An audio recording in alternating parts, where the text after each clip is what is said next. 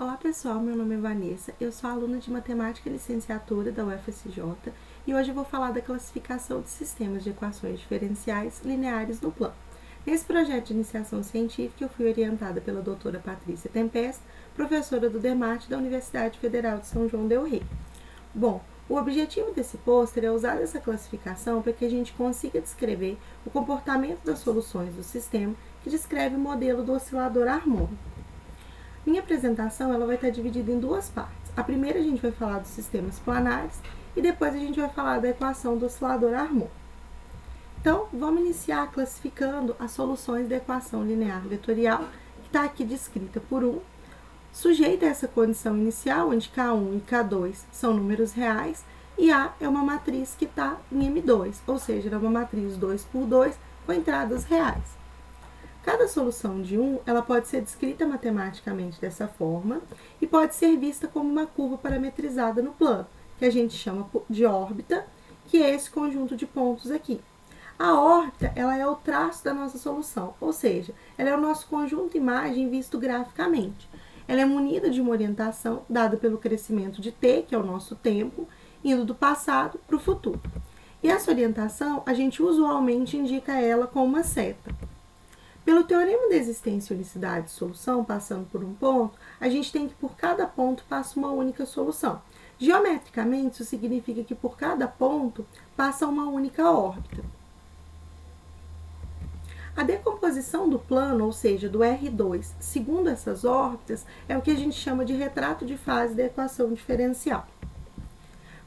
Com base nos tipos de autovalores que a nossa matriz apresenta, a gente consegue classificar o comportamento das órbitas do nosso sistema, x' igual a x, em 14 tipos distintos.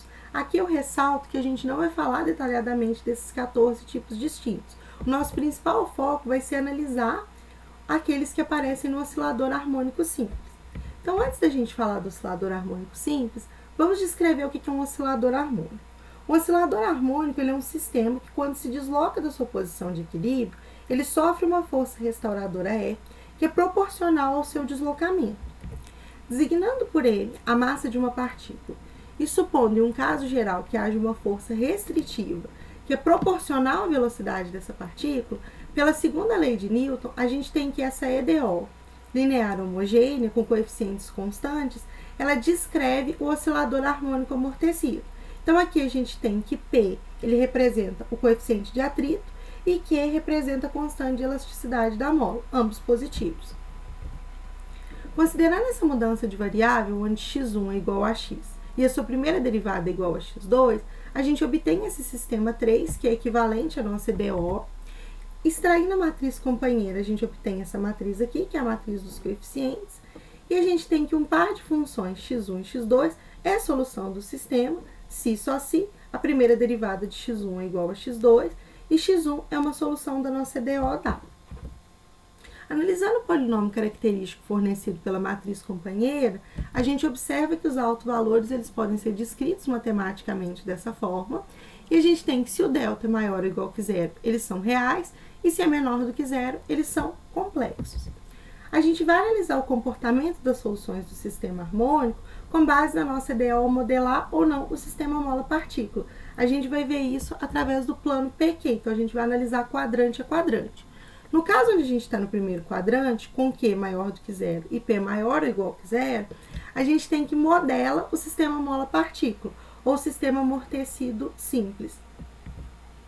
Quando a gente sai do primeiro quadrante, que a gente está no segundo, no terceiro ou no quarto, a gente tem que ele não vai modelar.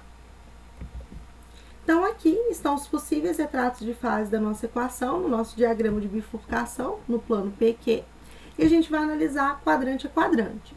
Então, aqui no primeiro quadrante, que é o caso onde modela o sistema mola-partícula, a gente tem esses possíveis retratos de fase. Esse primeiro retrato de fase aqui, ele acontece no caso em que o nosso delta ele é menor do que zero, a gente tem autovalores que são imaginários puros, e esse retrato de fase é chamado de centro. Então, observe que as nossas órbitas elas estão só girando em torno do nosso ponto de equilíbrio aqui. Então, nosso ponto de equilíbrio nem atrai e nem repele conforme o tempo decorre. Só que esse caso ele é estruturalmente estável. O que isso significa? significa que qualquer mudança que eu fizer no coeficiente de atrito, eu perco a característica de centro. E quando eu perco essa característica, eu recaio sobre esses casos aqui. Nesse caso, eu tenho o meu delta menor que zero também, só que os meus autovalores, eles são complexos e conjugados. Então, observe que as minhas soluções agora, elas estão espiralando para o ponto de equilíbrio. Ó, conforme o tempo decorre, pelo sentido da setinha, elas estão indo em direção ao ponto de equilíbrio. E nesse caso aqui, eu tenho que o meu retrato de fase, ele é conhecido como uma espiral estável.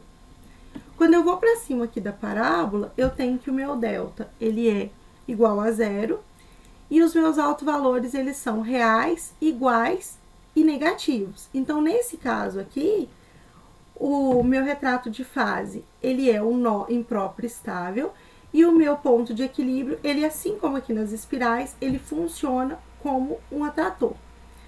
Esse caso aqui, ele também é um caso crítico. Conforme eu mudo o parâmetro P e Q, eu mexo neles, ou eu volto a esse caso aqui, ou eu sigo para esse. Para me voltar para esse caso, significa que eu aumentei o Q e reduzi o P. E quando eu faço o contrário, eu vou para esse caso aqui. Nesse caso, o meu delta, ele é maior do que zero. Eu tenho autovalores que são reais e distintos, porém eles têm o mesmo sinal. Então, aqui, ó, observem também que eles têm, no caso, o sinal negativo, e conforme o tempo decorre, eu estou indo em direção ao meu ponto de equilíbrio. Então, aqui o meu ponto de equilíbrio, ele também tem comportamento de atrator, assim como nos citados anteriormente. Quando eu saio do primeiro quadrante, eu tenho no segundo os duais desses casos que eu estou passando o cursor aqui no primeiro quadrante, que seriam representados por essas espirais e por esse carinha que está aqui desse lado. Nesse caso aqui nas espirais, eu tenho espirais instáveis, então o meu ponto de equilíbrio funciona como um repulsor nesse caso. Aqui em cima da parábola eu tenho um nó impróprio instável, então também o ponto de equilíbrio é um repulsor. E aqui eu tenho um nó instável, também ponto de equilíbrio sendo repulsor. Quando eu saio dos quadrantes superiores e vou para os inferiores, assim como no caso dos nós, eu tenho que aqui o meu delta, ele é positivo. Eu tenho autovalores que são reais e distintos, e a característica deles aqui é terem os sinais opostos. Então, nesse caso, ora as minhas soluções estão se aproximando do ponto de equilíbrio, ora elas estão se afastando. Vocês podem ver isso facilmente pelo sentido das setinhas aqui. E aí, quando eu tenho esse tipo de comportamento, eu estou descrevendo o comportamento de célula. Então, eu tenho células no terceiro quadrante e no quarto quadrante. Aqui estão as minhas referências, nelas vocês conseguem ver de forma bem mais detalhada os 14 tipos descritos. E também vocês conseguem ver eles de forma detalhada no relatório que a gente produziu no final da minha iniciação científica, que caso vocês desejem, eu posso estar disponibilizando. Eu agradeço muito pela atenção e muito pela oportunidade de estar participando.